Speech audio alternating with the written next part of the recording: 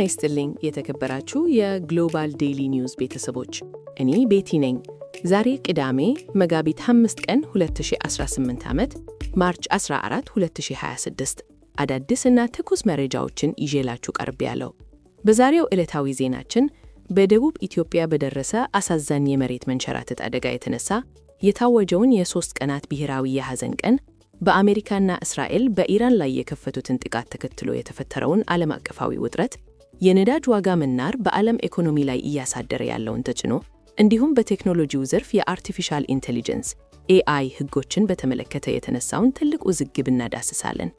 ወደ ቀዳሚውና ሀገራዊ መረጃችን ስናልፍ በደቡብ ኢትዮጵያ ጋሞ ዞን በጣለው ከባድ ዝናብ ምክንያት በተከሰተ የመሬት መንሸራተት አደጋ የሟቾች ቁጥር 80 መድረሱን ተከትሎ የሕዝብ ተወካዮች ምክር ቤት ከዛሬ ቅዳሜ ጀምሮ የ3 ቀናት ብሔራዊ የሐዘን ቀን አውጇል።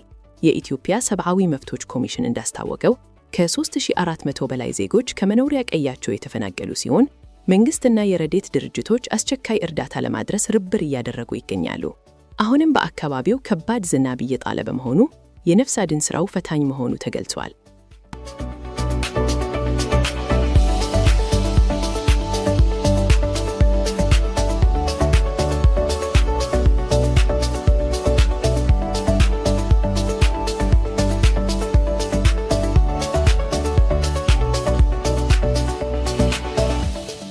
በሌላ በኩል ወደ ዓለም አቀፍ ዜና ስንሻገር አሜሪካና እስራኤል በኢራን ላይ የከፈቱትን ወታደራዊ ጥቃት ተከትሎ በመካከለኛው ምስራቅ ያለው ውጥረት እጅግ አሻግቧል። ይህንን ተከትሎ በተለያዩ የዓለም ክፍሎች ጦርነቱን የሚቃወሙ ሰላማዊ ሰልፎች እየተካሄዱ ይገኛሉ። አፍሪካን ስንመለከት ደግሞ በጎረቤት ሱዳን በኮርዶፋንና በዋይት ናይል ግዛቶች እየተካሄደ ባለው የድሮን ጥቃት ከ200 በላይ ንጹሐን ዜጎች ሕይወታቸውን ማጣታቸውን የተባበሩት መንግስታት ድርጅት አስታወቀ። አሁን ደግሞ ወደ ኢኮኖሚ መረጃዎቻችን እናምራ። በመካከለኛው ምስራቅ የተፈጠረው ጦርነት የዓለምን የነዳጅ ዋጋ በከፍተኛ ሁኔታ እንዲጨምር አድርጎታል። ይህ የነዳጅ ዋጋ መናር በተለይም በአሜሪካ ኢኮኖሚ ላይ ከባድ ጫና እያሳደረ ሲሆን የሀገሪቱ የኢኮኖሚ እድገት በ2025 የመጨረሻ ሩብ ዓመት ወደ 0.7% ማሽቆልቆሉ ተገልጿል። የዋጋ ግሽበትም ስጋት ሆኖ በመከተሉ የኢኮኖሚ ባለሙያዎች የስታግፍሌሽን ወይም የኢኮኖሚ መቀዛቀዝና የዋጋ ንረት ድርብር አደጋ ስጋት እንዳለ እያስጠነቅቋል።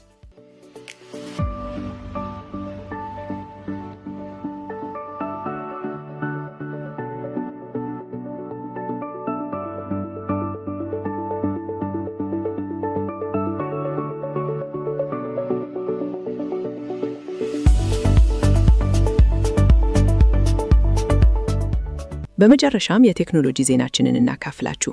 በአሜሪካ መንግስትና በታዋቂው የAI ኩባንያ አንትሮፒክ መካከል ያለው ውዝግብ ተካሎ ቀጥሏል። ኩባንያው በአሜሪካ መካከለኛ ሚኒስቴር ለብሔራዊ ደህንነት ስጋት ተብሎ መፈረጁንና ቴክኖሎጂው መታገዱን በመቃወም በትራምፕ አስተዳደር ላይ ክስ መስሯል። ማይክሮሶፍትን የመሳሰሉ ታላላቅ የቴክኖሎጂ ተቋማትም ለአንትሮፒክ ድጋፋቸውን እየሰጡ ይገኛሉ።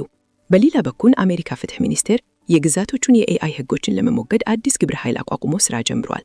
የዛሬው መረጃዎቻችን እነዚህን ይመስሉ ነበር።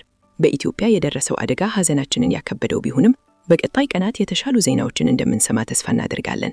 ይህንን ፖድካስት እና የዩቲዩብ ቻናል ሰብስክራይብ በማድረግ እንዲሁም ለወዳጅ ዘመዶ በማጋራት ሁሌም ትኩስ መረጃዎችን በፍጥነት ያገኙ። እኔ ቤቲ ነበርኩ። ደህንነታችሁ የተጠበቀ እና ሰላማዊ ቅዳሜ እንዲሆንላችሁ ተመኘው። መልካም ቀን።